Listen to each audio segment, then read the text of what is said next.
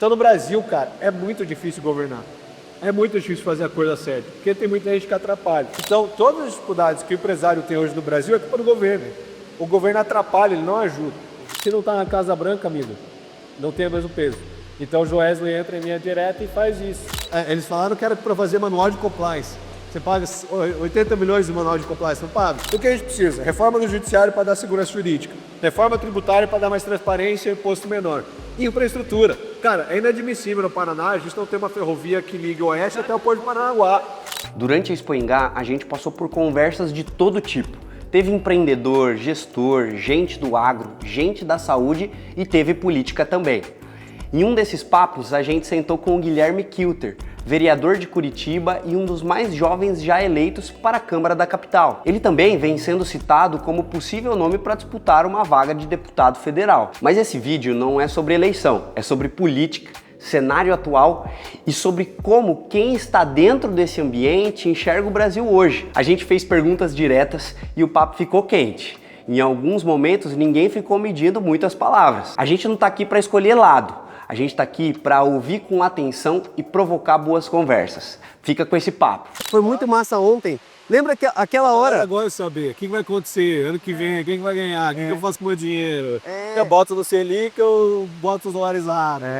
Exatamente. Aquele negócio que você falou ontem, né, das camadas, cara, pra mim aquilo deu uma explodida na cabeça.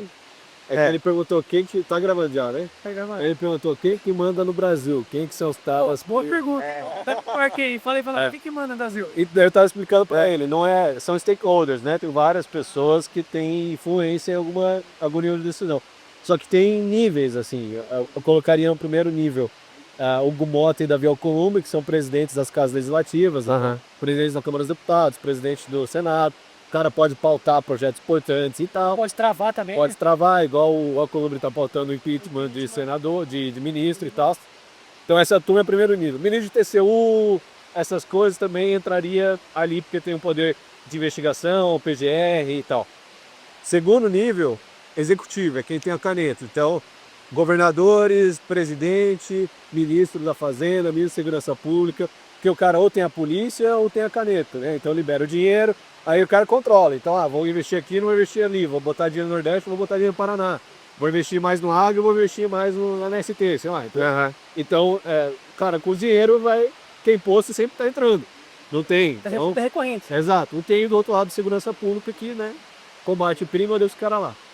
E aí, o Lula tá aqui, né, o presidente e tal. No terceiro nível, eu colocaria ministro do Supremo. É que hoje o Supremo está acima, né? Tá desequilibrado as forças. Exatamente. Né? Hoje o Judiciário, cara, tem uma força absurda. Os caras derrubam a lei, aprovam a lei, porque o Legislativo, eles derrubaram o IOF, seguraram a CPMI da INSS. Então o Legislativo perdeu muita força. E o Judiciário está muito fortalecido, porque fugiu da Constituição, fugiu das quadrinhas da Constituição. Então qualquer ministro do Supremo, principalmente os que abusam do poder.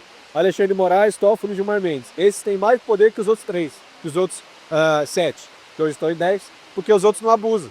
Então o Mendonça, o Nunes Marques, o Fux, você não vai ver os caras dando uma canetada no inquérito, derrubando o perfil, censurando alguém e tal. Quem faz isso geralmente são esses 3. Principalmente o Alexandre de Moraes, que virou terra de terra. Esses caras têm um nível de poder a mais. E aí numa quarta camada eu coloco Joesley Batista, JBS, Itaú, que daí... Isso é uma coisa, é loucura. Tipo assim, cara, gente que, querendo ou não, o nosso é senso comum. Cara, a gente é população, a gente não tem essa consciência. Quem está envolvido na política ou tem esse conhecimento, quando a gente toma consciência disso, é meio disruptivo. Tipo, caraca, cara, o sistema ele se molda em cima das grandes empresas. É porque esses caras, tanto dinheiro, tanto patrimônio, que eles não dependem do Brasil. Então ele negocia de igual para igual. Cara, você não... Ministro do STF, Alexandre de Moraes, você não vai me dar a liminar aqui do que eu preciso, da licitação? Tá bom, eu tiro meu dinheiro e boto na Argentina, boto sem aonde. Então, cara, tanto faz. Joesley Batista, por exemplo, ele que faz as relações internacionais do Lula. Não é Itamaraty, não é a Ministra das Relações Exteriores. Olha isso, velho. É o Joesley. Quem aproximou os Estados Unidos de volta com o Brasil, nesse governo Lula, foi o Joesley. O Joesley que marcou a reunião do Lula com o Trump na Malásia. Joesley que marcou a reunião do Lula com o Trump agora, essa semana. Ele é um diplomata, então. É ele. Por quê? Porque ele tem 40% do mercado de proteína global. Então ele tem o telefone do Trump e do Lula. É uma ligação. Tipo, aqui, eu tava falando para ele que hoje a administração do Trump, eles basearam muito em poder dos ministros. Então Marco Rubio, ministro de Segurança, ministro do Comércio, esses caras estão com o poder muito esvaziado e concentram muito na Casa Branca. Então quem tem acesso direto à Casa Branca, o Trump e a galera dele, tem muito mais influência. E aí o Joesley entra muito mais nisso. Apesar de que o Eduardo Bolsonaro, Paulo Figueiredo, eles conhecem uma pá de senadores, de deputados, tem um lobby forte lá. Se não tá na Casa Branca, amigo, não tem o mesmo peso. Então o Joesley entra em linha direta e faz isso. Tanto que agora eles estão investigando a JBS por cartel lá. Mas, Saiu, cara, foi, essa é notícia que você não aí. tem noção as vantagens que o governo brasileiro dá para a JBS. Eles estavam incluídos na investigação de trabalho escravo no Norte e Nordeste. O Lula tirou. Eles ganharam a licitação para comprar energia da Venezuela e revender no Brasil. A única empresa, Amber, do grupo JS do Joesley Batista. A única autorizada com a medida provisória, do Joesley. Enfim, a negociação, eles foram comprar, essa empresa Amber, foram comprar usina hidrelétrica, não é hidrelétrica, ela é, não lembro, termoelétrica. Termoelétrica. 3 usinas termoelétricas, era uma dívida de bilhões. O Lula baixou uma medida provisória na sexta, falando, ó, quem comprar não precisa pagar a dívida. No sábado eles ganham a licitação e compram 3 usinas da Eletrobras. Vai ser tudo tributária. Vai ser tudo imposto. Sim. Então, tipo assim, são tantas vantagens, e aí saem várias notícias, que o Lula tá recebendo o Joesley fora da agenda, e não sei o que, tará. Assim, não dá pra gente dizer com certeza, mas eu diria que há indícios que todos os esquemas da Lava Jato que a gente viu do Odebrecht, JBS, vão ter que com essas trocas de favores e tal. Então, esses caras estão em outro nível, porque já não depende mais do governo brasileiro. Ele joga em todos os países, nos Estados Unidos. O Joesley, eles não tinham a lideração da JBS ser comercializada lá na Bolsa de Nova York. A JBS foi a maior doadora, a JF foi a maior doadora da festa de posse do Trump. E aí saiu até uma matéria do senador americano falando que a JBS estava distribuindo dinheiro para os senadores e para os parlamentares. Um ano depois, a Bolsa de Nova York autoriza a listagem deles lá na Bolsa. Eles estão vendendo agora lá e que é comentado lá.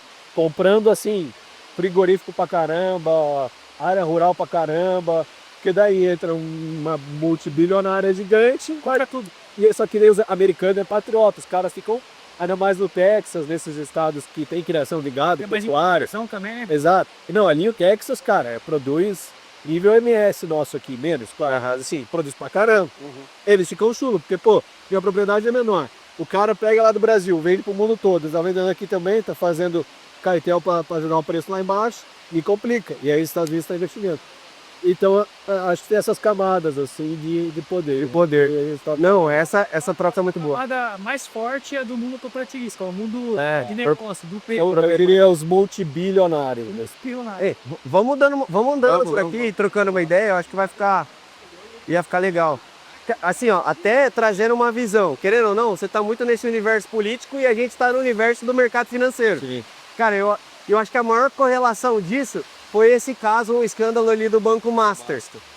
Como que você enxerga ali o cenário político e tudo que a gente vem conversando com relação até essa estrutura do mundo empresarial se envolvendo na política e o quanto que essa estrutura do Master influenciou, né, na política como um todo? Cara, assim, se engana quem acha que na política brasileira não tem lobby. Só porque não é permitido a empresa doar para uma campanha, para um político, igual é nos Estados Unidos, é totalmente permitido. Aqui não. Aqui o empresário só pode doar 10% do rendimento dele declarado do ano anterior. E aí fica complicado. Você tem que fazer várias vias de financiamento, tem que falar com vários empresários, fazer vaquinha. Mas esse lobby existe. E muitas vezes é lobby por fora, é corrupção, é propina. Saiu agora a investigação do Ciro Nogueira. Sim. A PF disse que ele estava recebendo mesada de 300 mil a 500 mil do Morcaro. Que tinha apartamento, que tinha carro, tudo pago pelo Morcaro. Então o que aconteceu? Eu acredito que o Morcaro era testa de ferro de um esquema um pouco maior do sistema financeiro, só que ele foi fazendo tantos contatos no mundo político. Ele amarrou tudo. Exato, na proposta de delação premiada dele, ele falou que o contrato com a Viviane Baixa, esposa de Alexandre de Moraes, era para ter contato com o ministro Alexandre. É óbvio que era evidente para todo mundo, porque o contrato era 129 milhões de reais, não tinha objeto. Eles falaram que era para fazer manual de compliance. Você paga 80 milhões de manual de compliance, não paga? Meu Deus. Então ficou muito claro que era lobby. Assim. E claro, de forma indevida. Só que isso vai pegar direto o ministro da STF. Porque qual que é a diferença da Lava Jato? Se vocês lembrarem do começo da Lava Jato, ela começou com os laranja, pequenininho. Laranja. Os postos de gasolina. E aí os caras foram delatando, foi subindo, foi subindo. Então o Youssef lá, que era doleiro, O doleiro. delatou outro cara, que delatou outro cara, que delatou outro cara. E aí quem foi- chegou no Lula? Nossa. Então levou um tempo. E assim, quando estava começando a chegar nos ministros Supremo, eles anularam prisão em segunda instância. Porque qual que era o esquema, toda a investigação da Lava Jato era o seguinte: o Ministério Público começava a investigar, o Deltan lá, tá investigando você com indício de corrupção, tal. A Polícia Federal mandou um relatório, tal, a investigação, inquérito aberto. Quando ele começa a colher as provas, tem provas suficientes para prender. Prende o cara. Prendeu o cara, propósito de delação premiada. Amigo, você quer sair antes? Delata. Fala todo mundo. Na primeira semana o cara delatava. E aí, com isso, ele ia indo atrás dos outros. Isso foi crescendo. Só que para isso acontecer, você tem que poder prender o cara. E aí o Moro autorizava, juiz de primeira instância, validava na segunda, prendia e fazia a delação. O que o STF fez? Matou a prisão em segunda instância. Será que foi nesse momento que o STF começou a se envolver Foi. mais firmemente na política? Lembra que o ministro e ter uma relator, influência? o ministro relator era o Teori Zavascki, da Lava Jato. Ele estava autorizando tudo, deixando as investigações rodar e tal. O que aconteceu? Morreu, caiu o avião, morreu. Né? Caiu o avião e morreu. E aí o STF começou a se blindar. O Gilmar Mendes e o Toffoli começaram a caminhar as decisões, falando, não pode mais delação, não pode mais prisão em segunda instância, e foi matando a investigação. E aí agora o que a gente está vendo é um corporativismo absurdo do STF. Os caras se protegem.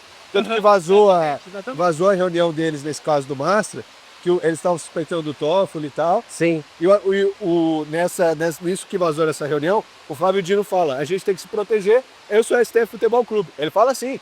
Então os caras, eles não estão nem aí pro povo brasileiro, que se dane, eles querem proteger a instituição. Não, mas até com relação ali a quem se tá ligando ou se não tá ligando pro povo brasileiro, você trouxe um viés político. Olhando até para um viés do mercado financeiro, cara, quantas pessoas que não acabaram sendo induzidas à aquisição de um CDB, de uma estrutura, vamos dizer assim, fraudulenta, que acabaram tomando ou perdendo boa parte do seu patrimônio, que a gente sabe que hoje o FGC ele cobre até 250 mil e 1 milhão, né, de estrutura. Então, pensa quantas pessoas que não foram também prejudicadas. Isso escoou até para o investidor final, sem contar com as estruturas de pensão também previdenciária. das É isso que eu ia previdências falar, das porque tem a prefeituras. parte do mercado financeiro, de gente que aplicou e tomou golpe, Que aí a e tem pessoa a parte do física, dinheiro público. que é institucional. Que começou na Bahia, criaram lá o Credit Sexta, o produto deles para servidor, de crédito, né, para servidor. E aí, cara, o produto era tão bom de roubar que se espalhou pelo Brasil todo. Nossa, A prefeitura, estados do Brasil todo começaram a comprar e vender o produto do Master. Então isso daí pegou do jeito que tem várias brechas na política. A Lava Jato veio com propina, com superfaturamento de obra pública. Então era dinheiro público na veia. O Banco Master ele fazia diferente. Só que isso daí, cara... Ele usava do sistema, né, de uma forma muito inteligente, porque não é 100% do sistema financeiro nacional.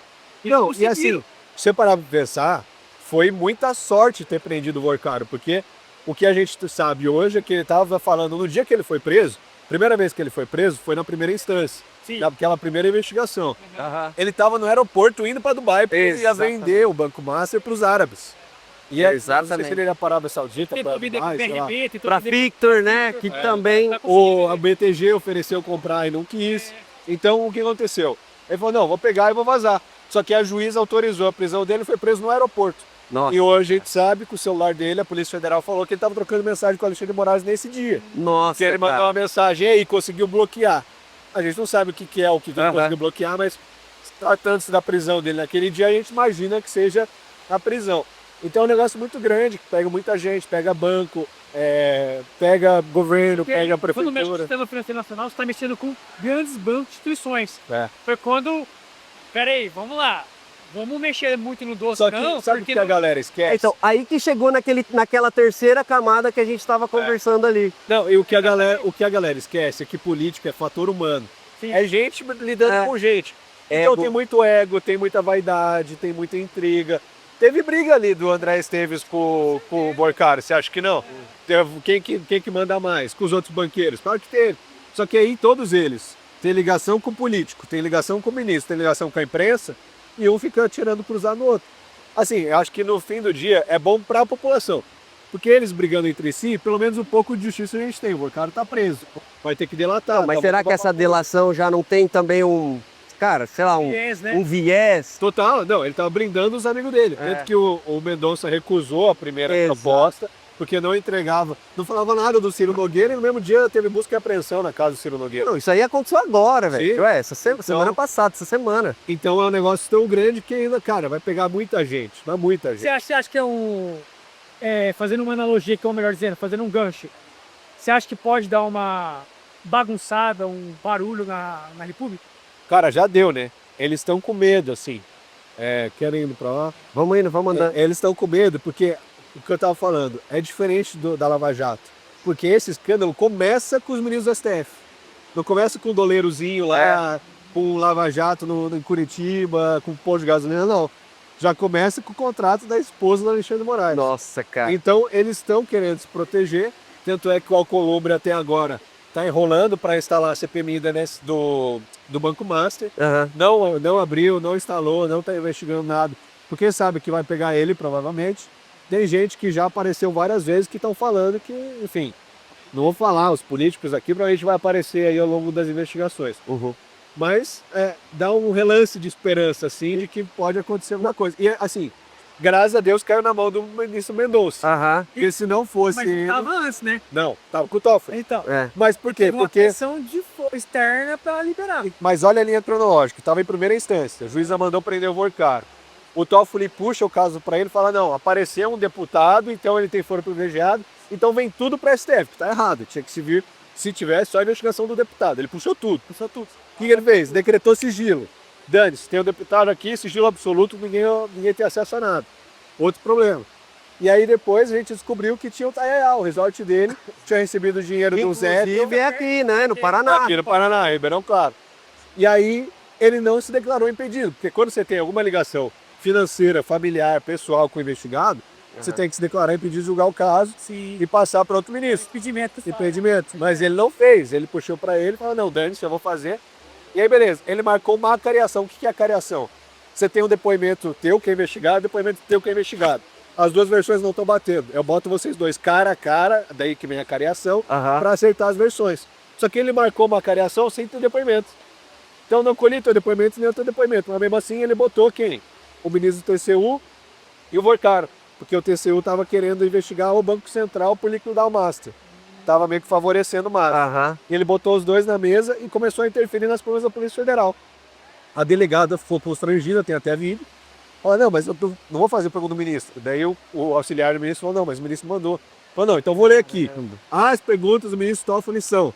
Então, isso não se faz, cara. É. Você não interfere no trabalho da Polícia Federal desse jeito. E ele fez.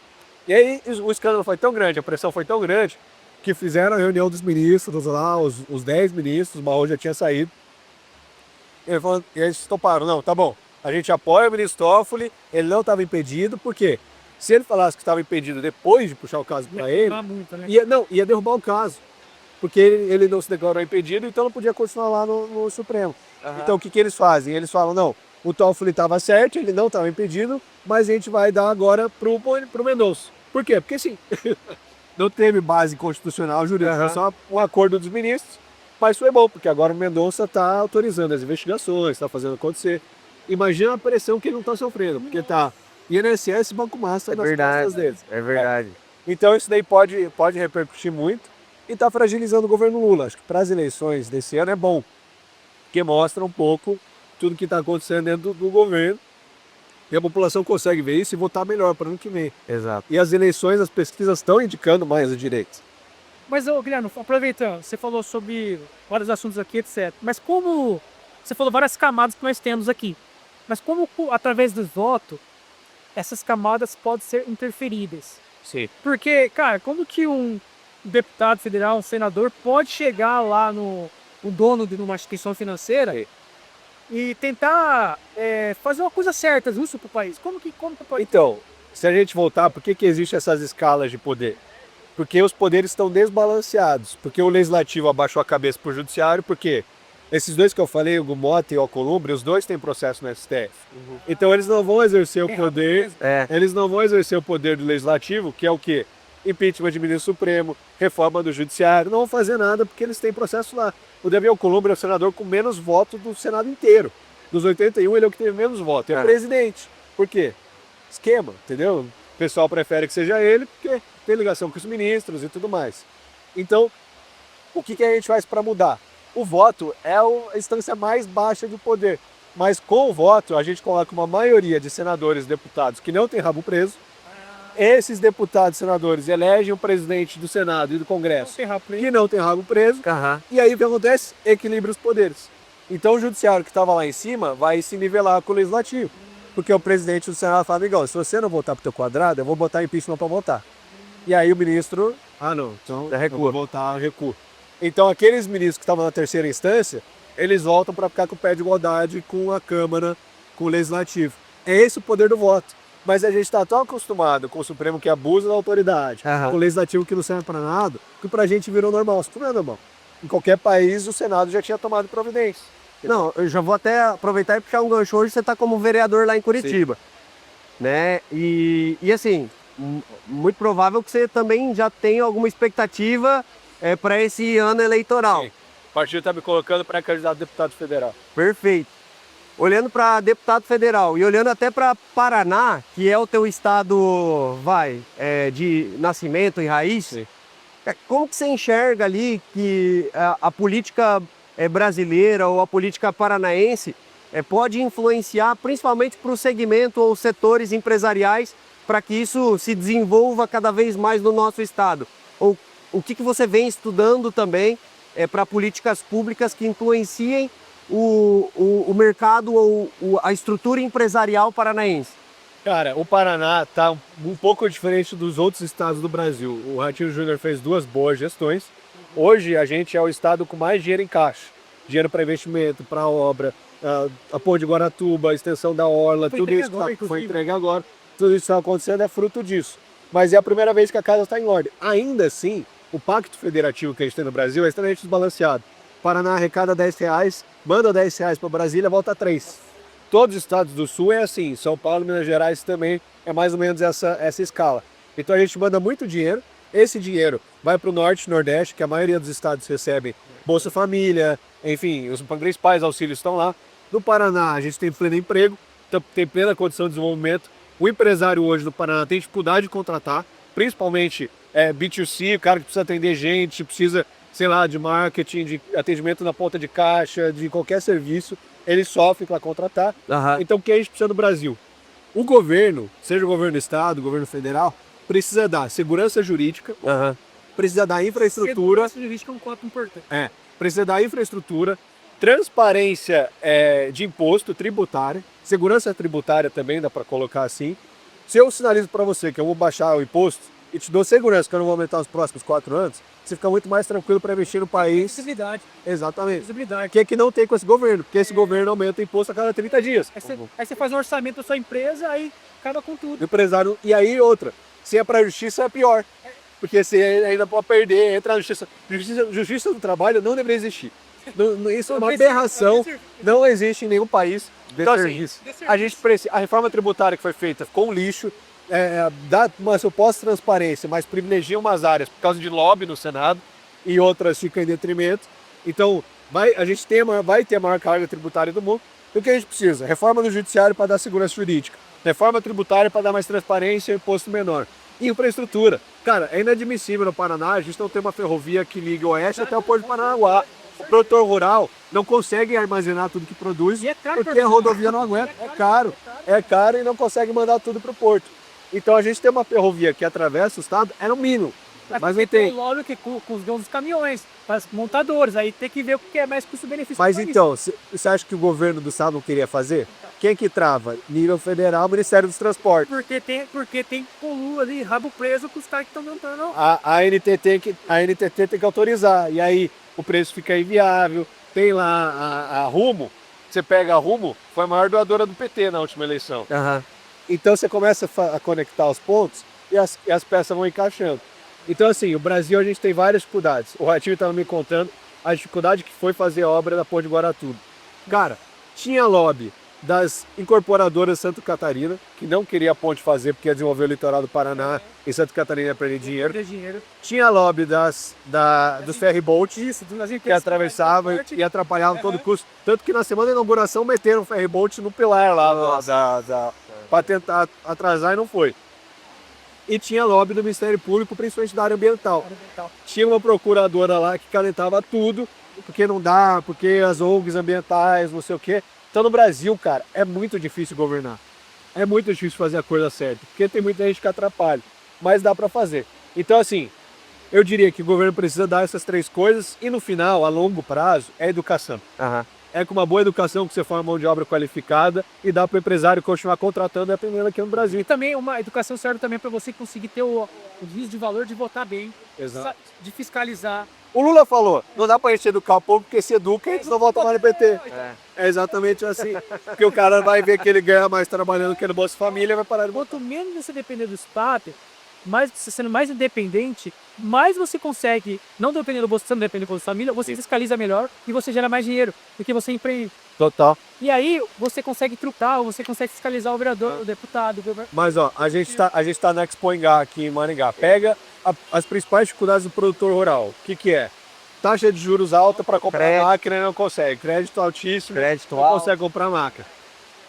Infraestrutura para transporte. Rodovia não é duplicado, não tem ferrovia, tudo tá muito difícil. Isso aqui é culpa de quem? Governo. Exato. Então não é assim, área de preservação ambiental, tem que ter 30% aqui preservado e tal. Tem problema do MST que invade, não dá pra fazer nada, os caras vêm, descartam, eu sou multado. Tem produtor rural que é preso, porque alguém descartou o negócio da propriedade rural dele. Essa insegurança jurídica, Ministério Público abusivo, do meio ambiente, sei o que lá, tudo aquilo que a gente falou de segurança jurídica da reforma judiciária. Então, todas as dificuldades que o empresário tem hoje no Brasil é culpa do governo. Hein? O governo atrapalha, ele não ajuda. Aqui no Paraná a gente está vivendo um cenário melhor, de mais tranquilidade a nível do Estado. Mas a nível jurídico e a federal, a gente não tem esse problema. Então, um pouco da minha pré-candidatura federal é para isso. Porque eu vejo que a gente tem mais de 500 deputados, no Paraná são 30. Mas se a gente não tiver gente boa lá, que não tem rabo preso, igual o Alcolumbre, igual o Mota, para votar as reformas importantes e fazer o que precisa ser feito, vai continuar sempre a mesma coisa. Exatamente, cara. Exatamente. Não, e até para a gente finalizar, então, trazendo uma visão, estamos na Expo Ingá. A gente sabe que o Paraná e principalmente aqui a nossa região, o agro ele acaba sendo muito forte, mas é claro que a gente tem uma industrialização dentro da nossa região muito grande também, o que também descentraliza a questão do agro. Inclusive a gente está aqui no stand da Software by Maringá, que é realmente o grupo de empresas de tecnologia que fomentam a nossa região. E você trouxe um ponto ali na tua fala no final também, falando de crédito, cara. Taxa de juros muito alta, isso impactando muito as empresas. E o que eu sinto, e trazendo até uma visão empresarial do negócio, falta muito conhecimento para o empresário de como navegar nesse ambiente tão hostil, olhando até para juro, crédito. Todo mundo precisa tomar dinheiro. Sim. E tomando dinheiro para ter a capacidade de fomentar no teu negócio. É claro que com um juro mais baixo existe a possibilidade da gente tomar um crédito mais barato, fomentar, botar dinheiro no teu negócio ao invés de deixar esse dinheiro parado na Selic, por exemplo. E trazendo até um gancho, cara, como que você enxerga aqui e aí olhando para o lado empresarial, que eu sei que você já foi empresário até antes de trabalhar com política, né, e estar dentro da política. Como que você enxerga esse revelar do conhecimento para o empresário, de entender, poxa, o que eu preciso fazer, ou onde que eu preciso ir para que eu possa ter a capacidade de tomar melhores créditos, ser mais bem conduzido, ou ser melhor orientado para tomar melhores decisões. Sim. Fazendo um gancho também, porque isso reflete na vida fiscal nossa, que se gasta muito, tem que aumentar os juros. Como você vê a questão da dívida? Como que Sim. fiscalizar o executivo para controlar esse passivo? Eu vou começar com essa pergunta e eu vou para a tua. Compara o governo anterior, o governo Bolsonaro, com esse governo. A gente saiu uma taxa de juros baixíssima, 7, 8%, que dobrou, foi para 15%. Até na pandemia, o que a gente tinha? Pronamp. Eu estava trabalhando numa escola e eu tinha 16 anos, foi o meu primeiro emprego na escola. O dono da escola falou, vou ter que demitir todo mundo, porque a pandemia é tudo aula presencial, não segura. E aí veio a linha de crédito para manter o pessoal empregado mais 3, 4 meses, salvou. muitos pequenos e médios empresários. Então, quando você tem um governo que corta gasto, olha a diferença, o Lula quase dobrou o número de ministérios. Isso daí é um custo absurdo. Impulsionou muito mais o programa de assistencialismo, criou pé de meia, gás do povo, aumentou Bolsa Família. Tudo isso daí pesa na conta pública. E aí, com o Banco Central independente, que foi ótimo, o Banco Central precisa ser independente, não pode ter interferência política, mas aí o Banco Central vai vir, amigão, se você não baixar os teus gastos, vão ter que manter os juros lá em cima. E por juros lá em cima, o empresário não investe, não gasta e retrai, a economia não desenvolve. Então vira uma retroalimentação, que não vai para frente. Tipo, é vicioso, né? Exato. Então, o que tinha acontecido? O governo tinha que parar o Haddad e falar, peraí, vamos parar de gastar. Vamos cortar ministério, vamos cortar incentivo fiscal, vamos cortar... Incentivo fiscal também. Então, assim, esse tipo de coisa, e aí o que acontece? Eles começam a criar imposto a cada 30 dias, para aumentar, como eles estão aumentando gasto, eles querem aumentar a arrecadação. Só que tem a curva de Laffer, então vai até certo ponto, agora já está caindo a arrecadação, porque você aumentou tanto a tributação que começa a cair sua negação. Mas o que eu diria para o empresário no momento que a gente está hoje? Primeiro foque nos seus clientes, na arrecadação, porque isso só depende de você. Prestar um bom serviço, manter o cliente satisfeito, é a principal coisa que depende de você. Porque hoje o cara pode estar mal das pernas, amanhã ele se recupera, ele vai lembrar de você que tem um bom atendimento e vai voltar lá. O que você tem que pagar? Imposto. Não dá para você não pagar imposto, porque você vai entrar com dívida no governo e vocês ferram, não conseguem linha de crédito nenhum. Por que dá para parar de pagar e negociar banco?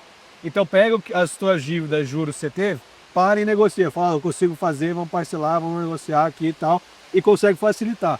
A tendência é que entre um governo de direita, seja Flávio, seja Zema, seja o que for, e a economia melhore. Então daqui uns 2, 3 anos, acredito eu, que a taxa de juros vai baixar com base em tudo que a gente está vendo, índice de reprovação, intenção de voto, todas as pesquisas que estão saindo.